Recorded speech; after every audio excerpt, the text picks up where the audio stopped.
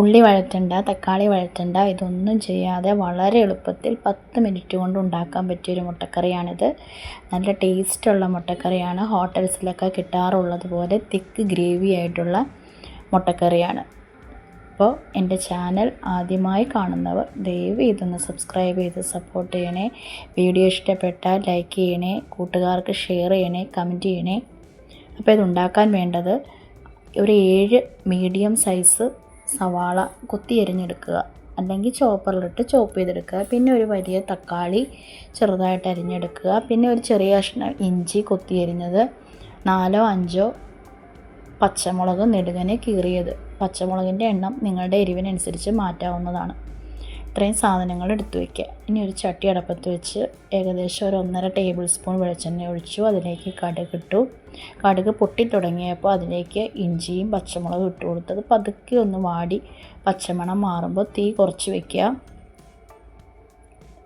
അതിലേക്ക് 1.5 table spoon Kashmiri മുളക് പൊടി, 1/4 ടേബിൾ സ്പൂൺ മഞ്ഞൾപ്പൊടി, 2 ടേബിൾ സ്പൂൺ മല്ലിപ്പൊടി, 1 ടേബിൾ സ്പൂൺ ചിക്കൻ മസാല, ഇത്രയും ചേർത്ത് നന്നായിട്ട് വഴറ്റുക. തീ കുറച്ച് തന്നെ വെക്കണം.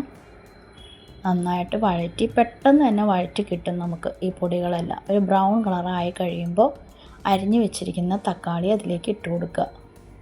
തീ ഒരിക്കലും കൂട്ടി വയ്ക്കരുത്.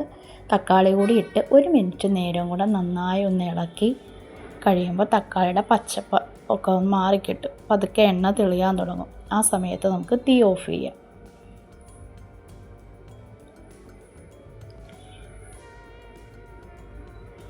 ഇനി നമ്മൾ അതിലേക്ക് അരിഞ്ഞു വെച്ചിരിക്കുന്ന സവാള ചേർത്തിട്ട് നന്നായിട്ട് ഇളക്കി യോജിപ്പിക്കണം.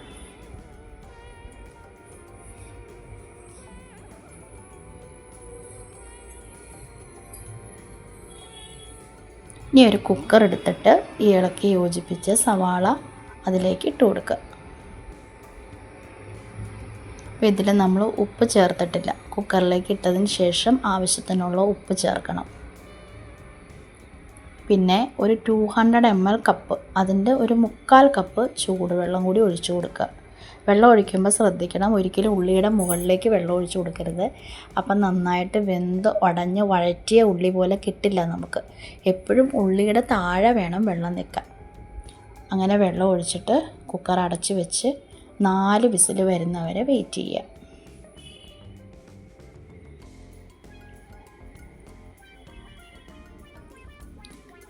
ഇനി പ്രഷറൊക്കെ പോയതിന് ശേഷം കുക്കർ തുറക്കുക. കണ്ടോ, ഇപ്പം നമ്മുടെ മുട്ടക്കറി നല്ല അടിപൊളിയായിട്ട് റെഡി ആയിട്ടുണ്ടെങ്കിൽ നമുക്കൊന്നും ചെയ്യാനില്ല. മുട്ട വേവിച്ചത് അതിലേക്ക് ഇട്ട് കൊടുത്താൽ മതി. മുട്ട ഇട്ട് കൊടുക്കുമ്പോൾ 2-3 വര ഇട്ടതിന് ശേഷം ഇട്ട് കൊടുക്കുക. മുട്ടയിൽ നല്ല സൂപ്പർ മുട്ടക്കറിയാണ്. കാഴ്ചയിൽ മാത്രമല്ല കഴിക്കാനും നല്ല ടേസ്റ്റാണ്. ഉറപ്പായി എല്ലാവരും ട്രൈ ചെയ്യണം. അപ്പം, ഇടിയപ്പം, ചപ്പാത്തി ഇതിൻ്റെ കൂടെ വേണമെങ്കിലും കഴിക്കാൻ പറ്റും നമുക്ക്. അപ്പം നേരത്തെ പറഞ്ഞതുപോലെ ചാനൽ ആദ്യമായി കാണുന്നവർ ദയവ് ഇതൊന്ന് സബ്സ്ക്രൈബ് ചെയ്യുക, സപ്പോർട്ട് ചെയ്യുക, ലൈക്ക് ചെയ്യുക, ഷെയർ ചെയ്യുക, കമൻറ്റ് ചെയ്യുക. Thank you.